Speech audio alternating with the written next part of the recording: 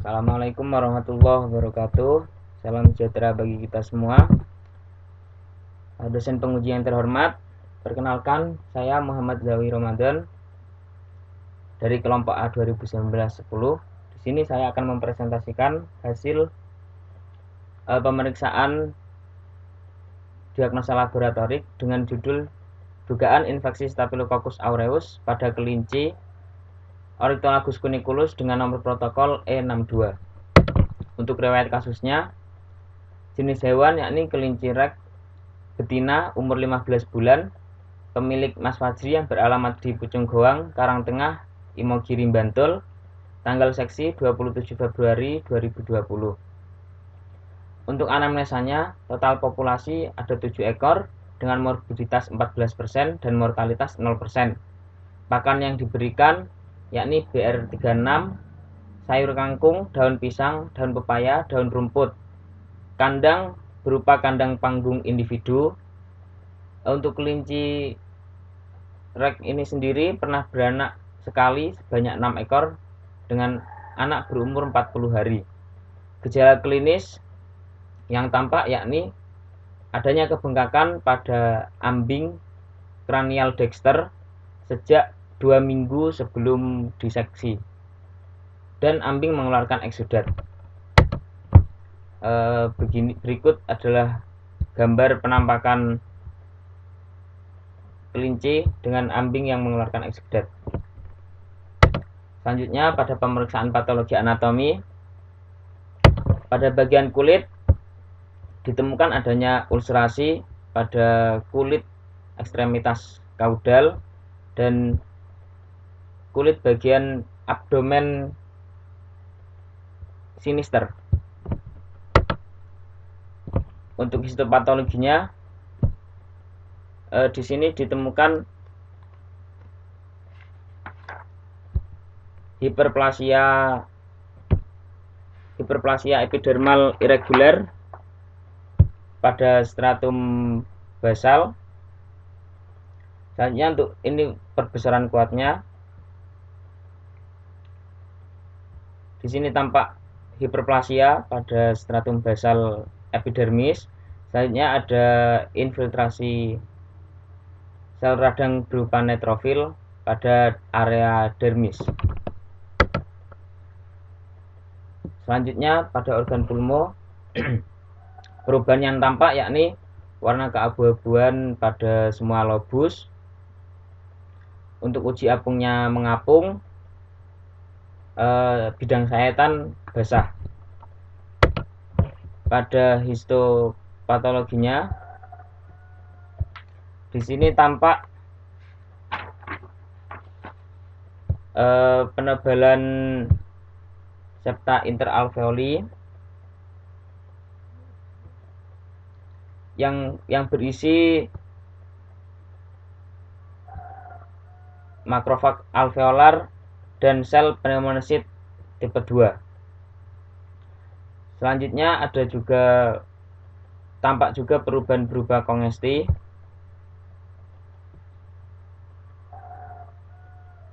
dan infiltrasi neutrofil. Selanjutnya pada organ hepar, hepar tampak berwarna merah gelap dengan konsistensi rapuh dan bidang sayatan basah. Untuk perubahan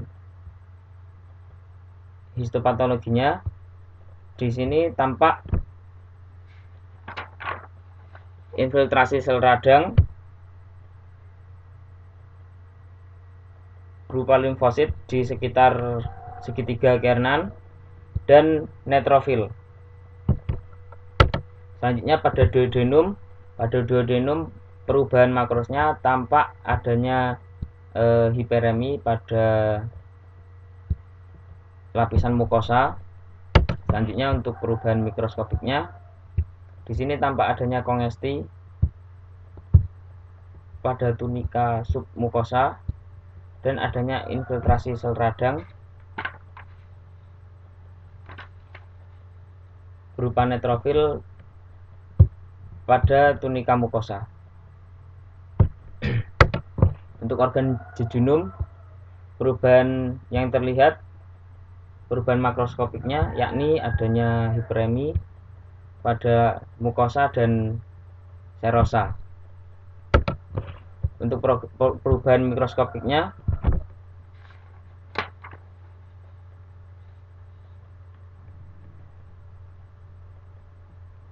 di sini terlihat adanya infiltrasi limfosit dan infiltrasi neutrofil. Selanjutnya pada glandula mamae. Glandula mamae tampak membengkak, kemerahan dan mengeluarkan eksudat. Untuk perubahan mikroskopiknya, di sini ada nekrosis caseosa, terus ada infiltrasi sel radang,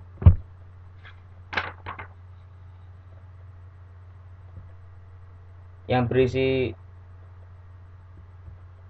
di sini ada nekrosis caseosa, terus infiltrasi neutrofil dan infiltrasi makrofag di sekitar alveoli. Terus untuk yang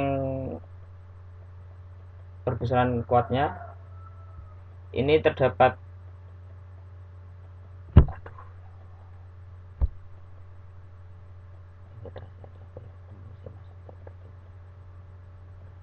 selanjutnya juga tampak akumulasi massa protein pada lumen alveoli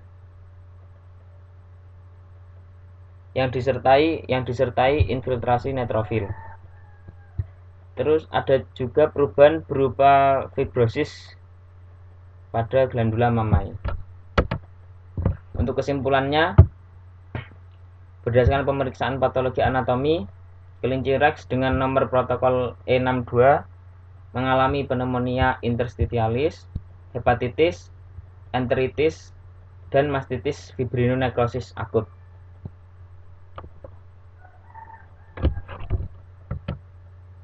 Selanjutnya pada pemeriksaan mikrobiologi dengan sampel swab glandula mamae,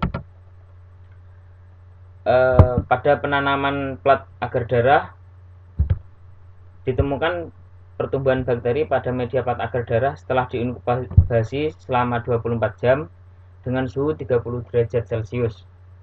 Koloni yang tumbuh berbentuk bulat, tepi rata, berwarna putih, dan menunjukkan zona beta hemolisa. Ini gambar yang saya tampilkan merupakan gambar replating kedua dari penanaman bakteri. Menurut literatur, koloni Staphylococcus pada media plat agar darah akan tampak berwarna putih sampai kuning keemasan, berbentuk bulat, halus, menunjukkan zona beta hemolisa, dan berdiameter koloni mencapai 4 mm setelah diinkubasi selama 48 jam dengan suhu 37 derajat Celcius. Selanjutnya pada pengecatan gram ditemukan bakteri tercat ungu atau yang berarti gram positif dan berbentuk kokus serta bergerombol seperti buah anggur. Hasil tersebut sesuai dengan literatur yang mengatakan bahwa bakteri Staphylococcus merupakan bakteri gram positif dengan karakter morfologi grape-like cluster atau bergerombol membentuk seperti anggur. Untuk selanjutnya dilakukan penanaman pada agar miring untuk mendapatkan stock culture. Bakteri tumbuh pada agar miring setelah diinkubasi selama 37 derajat Celcius selama 24 jam. Menurut literatur, Staphylococcus sp akan tumbuh pada media agar miring setelah inkubasi pada 37 derajat Celcius selama 24 hingga 48 jam. Untuk uji-uji pada laboratorium mikrobiologi hanya sampai penanaman agar miring saja yang dapat saya lakukan. Namun berikut saya tampilkan uji-uji yang tidak dapat terlaksana pada laboratorium mikrobiologi. Yang pertama ada uji katalase. Uji katalase ini bertujuan untuk mengetahui kemampuan bakteri untuk menghasilkan enzim katalase yang dapat mengubah H2O2 menjadi H2O dan O2. Bakteri Staphylococcus sendiri mampu menghasilkan enzim katalase, sehingga pada media uji ada perubahan dengan adanya perubahan berupa gelembung gas. Berikut gambarnya reaksi katalase positif pada Staphylococcus aureus dengan adanya gelembung-gelembung gas. Sedangkan yang ini katalase negatif untuk pada bakteri Enterococcus faecium. Selanjutnya ada uji oksidase. Uji oksidase sendiri bertujuan untuk mengetahui kemampuan bakteri dalam menghasilkan enzim sitokrom oksidase. Berdasarkan literatur, Staphylococcus tidak menghasilkan enzim sitokrom oksidase sehingga tidak mampu mengubah warna kertas oksidase menjadi ungu, kecuali Staphylococcus cerevisiae. Selanjutnya yakni penanaman pada mannitol saut agar. MSA ini memiliki kandungan mannitol, indikator pH phenol red, dan 7,5% NaCl yang membuat media ini selektif terhadap Staphylococcus sp. Karena bakteri tidak dapat bertahan pada level salinitas tersebut. Staphylococcus sp yang patogen akan mampu memfermentasi mannitol dan menghasilkan asam, serta akan merubah pH indikator menjadi kuning. Berikut adalah gambar pertumbuhan bakteri Staphylococcus aureus dan Staphylococcus epidermidis pada media MSA. Koloni bakteri akan tampak berwarna kuning pada media MSA. Selanjutnya ada uji Voges-Proskauer. Uji ini bertujuan untuk mengetahui kemampuan bakteri dalam memfermentasi glukosa dan mengkonversinya menjadi asetoin dan 2,3-butanediol. Asetoin akan bereaksi dengan KOH menjadi diasetil, kemudian bereaksi dengan inti guanidin dari pepton di dalam alpha-naptol, dan warna menjadi merah yang menunjukkan reaksi positif setelah ditetesi oleh reagen VP. Staphylococcus aureus dan Staphylococcus epidermidis menghasilkan asetoin dan menimbulkan reaksi VP positif. Berikut adalah gambar reaksi VP positif. Media berubah warna menjadi merah setelah ditetesi reagen VP. Untuk selanjutnya ada uji koagulase. Uji koagulase sendiri ada uji koagulase slide dan uji koagulase tabung. Koagulase tabung bertujuan untuk mendeteksi adanya koagulase terikat maupun bebas, sedangkan koagulase slide hanya mendeteksi koagulase terikat. Reaksi positif ditandai dengan koagulase plasma kelinci dalam 4-24 jam pada koagulase tabung dan 1-2 menit pada koagulase slide. Berikut adalah gambar koagulase positif Staphylococcus aureus dan koagulase negatif Staphylococcus epidermidis pada media koagulase slide. Kemudian berikut adalah gambar koagulase negatif Staphylococcus epidermidis dan koagulase positif Staphylococcus aureus pada media koagulase tabung. Untuk Staphylococcus aureus tampak media menjadi menjendal. Selanjutnya ada uji oksidase fermentasi. Media ini digunakan untuk diferensiasi bakteri berdasarkan kemampuan fermentasi atau oksidasi gula spesifik. Bakteri yang mampu menfermentasi dan mengoksidasi karbohidrat akan ditunjukkan dengan perubahan warna media menjadi kuning karena adanya indikator pH Brome-Thymol Blue. Apabila tabung terbuka, tabung oksidasi, dan tabung tertutup atau tabung fermentasi berwarna kuning, maka bakteri mampu memetabolisme gula secara fermentasi. Staphylococcus sp dapat memfermentasi gula. Berikut adalah gambar media oksidase fermentasi yang menunjukkan reaksi positif. Media berubah warna menjadi kuning, sedangkan ini adalah gambar reaksi negatif. Media tidak menunjukkan perubahan warna menjadi kuning. Selanjutnya ada uji DNase yang bertujuan untuk mengetahui aktivitas enzim deoksiribonuklease pada bakteri. Dicirikan dengan adanya zona terang di sekeliling koloni setelah diinkubasi dan ditetesi HCl1N. Menurut Marke 2013, Staphylococcus aureus, Staphylococcus hiccus, dan Staphylococcus pseudointermedius merupakan DNase positif.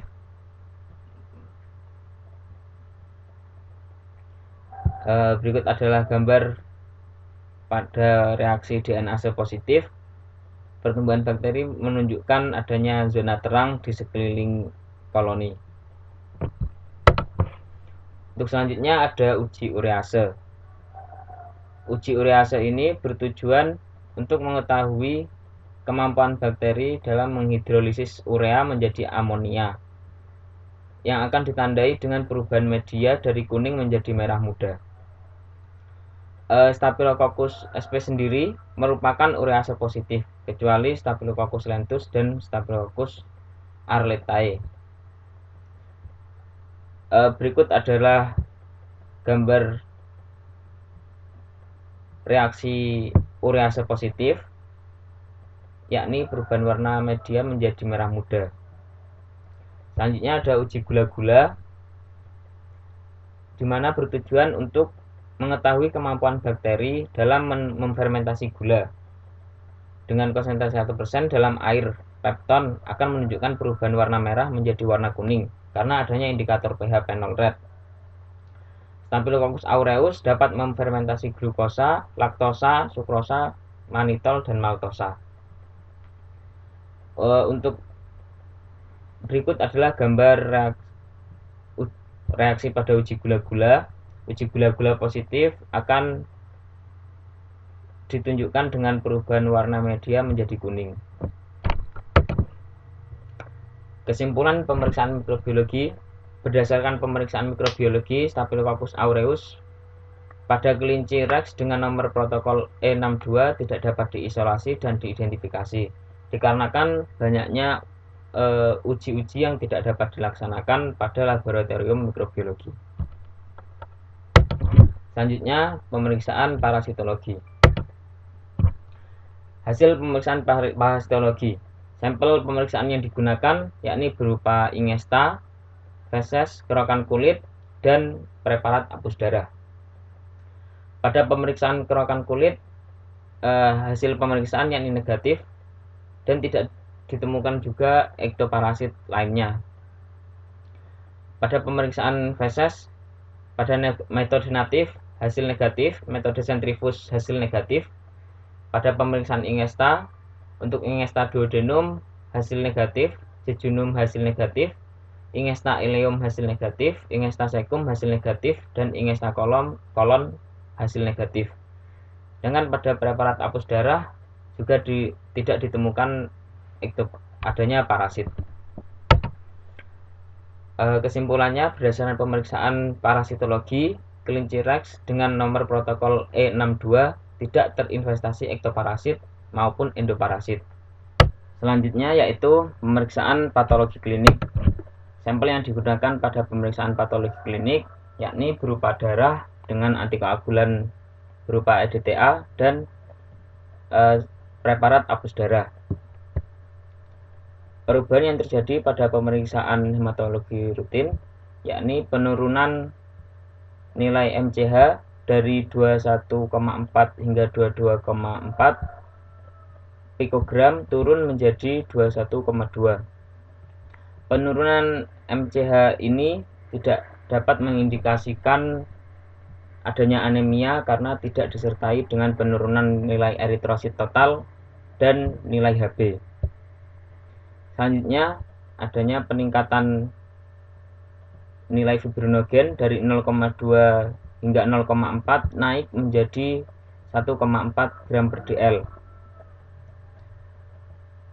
Peningkatan fibrinogen ini atau biasa disebut hiperfibrinogenemia dapat terjadi secara relatif ataupun absolut. yang dapat diketahui dengan cara menghitung perbandingan antara protein plasma dengan fibrinogen, di mana jika hasil perbandingan protein plasma dan fibrinogen 10:1 atau kurang, maka dapat dikatakan bahwa hiperfibrinogenemia yang terjadi secara absolut. Pada kasus ini, perbandingan protein plasma dengan fibrinogen menunjukkan hasil 5,6:1, yang berarti terjadi hiperfibrinogenemia secara absolut. Hiperfibrinogenemia secara absolut dapat mengindikasikan terjadinya keradangan. Hal tersebut didukung adanya leukositosis dan neutrofilia. Perubahan selanjutnya yakni terjadinya peningkatan nilai total leukosit atau leukositosis dari standar 6.420 hingga 13.020 sel per milimeter kubik naik menjadi 13.550 sel per milimeter kubik. Leukositosis atau peningkatan jumlah leukosit dari kadar normal dalam darah dapat terjadi pada keadaan intoksikasi, hemoragi akut, hemolisis akut, neoplasia, dan adrenal kortikosteroid. Leukositosis yang terjadi pada kasus ini disebabkan karena adanya respon terhadap keradangan pada glandula mamae, pulmo, hepar, jejunum, serta duodenum. Selanjutnya juga terdapat peningkatan nilai neutrofil dari standar 1932 hingga 7720 sel per milimeter kubik naik menjadi 8401 sel per milimeter kubik. Neutrofilia pada kasus ini terjadi karena adanya kondisi mastitis yang disebabkan oleh infeksi bakteri. Neutrofil sendiri merupakan jenis leukosit yang memiliki fungsi sebagai pertahanan terhadap infeksi bakteri, fungi, virus, dan parasit. Peningkatan nilai neutrofil atau neutrofilia di sini disebabkan karena adanya mastitis yang disebabkan karena infeksi bakteri Staphylococcus aureus. Selanjutnya pada preparat hapus darah, pada mikrofotografi hapus darah kelinci Ornithologus cuniculus dengan nomor protokol E62 pada pewarnaan GIMSA dengan perbesaran 100x10 ditemukan adanya segmented neutrophil, lalu poikilositosis berupa teardrop shape, serta bentukan rulux pada eritrosit. Bentukan rulux ini dapat terjadi karena adanya hiperfibrinogenemia. Sedangkan poikilositosis berupa teardrop ini terjadi karena adanya abnormalitas eritogenesis. Pada foto berikutnya tampak adanya limfosit dan bentukan rulux pada eritrosit. Kesimpulannya, berdasarkan hasil pemeriksaan patologi klinik, kelinci Rex Ornithologus cuniculus dengan nomor protokol E62 menderita hiperfibrinogenemia, leukositosis, disertai neutrofilia. Pada preparat hapus darah, morfologi eritrosit ditemukan poikilositosis berupa teardrop. Untuk patogenesisnya, yakni adanya faktor predisposisi berupa higien dan sanitasi yang buruk, serta kelinci dalam masa laktasi, dan adanya infeksi Staphylococcus sp, sehingga menyebabkan adanya mastitis, fibrinonekrosis, enteritis, hepatitis, pneumonia interstitialis. Dan pada gambaran darah terdapat hiperfibrinogenemia, leukositosis, neutrofilia, serta poikilositosis berupa teardrop, sehingga menimbulkan gejala klinis berupa pembengkakan pada glandula mamae bagian dexter kranial, mengeluarkan eksudat, dan palpasi di sekitar glandula mamae terasa keras. Selanjutnya kesimpulan dan saran. Kesimpulan, berdasarkan pemeriksaan laboratorium patologi, patologi klinik, mikrobiologi dan parasitologi, kelinci Rex dengan nomor protokol E62 berumur 15 bulan terdiagnosa mastitis dengan agen penyebab penyakit yang tidak dapat diidentifikasi karena beberapa uji yang tidak dapat dilaksanakan. Untuk sarannya, perlunya melakukan pemeriksaan secara lengkap untuk mengetahui agen penyakit secara spesifik terhadap hewan. Pencegahan penyakit dapat dilakukan dengan menerapkan manajemen pemeliharaan yang baik, terutama dalam kebersihan dan desinfeksi kandang. Pengobatan infeksi bakteri dapat dilakukan dengan pemberian antibiotik pada hewan. Sekian presentasi dari saya. Terima kasih.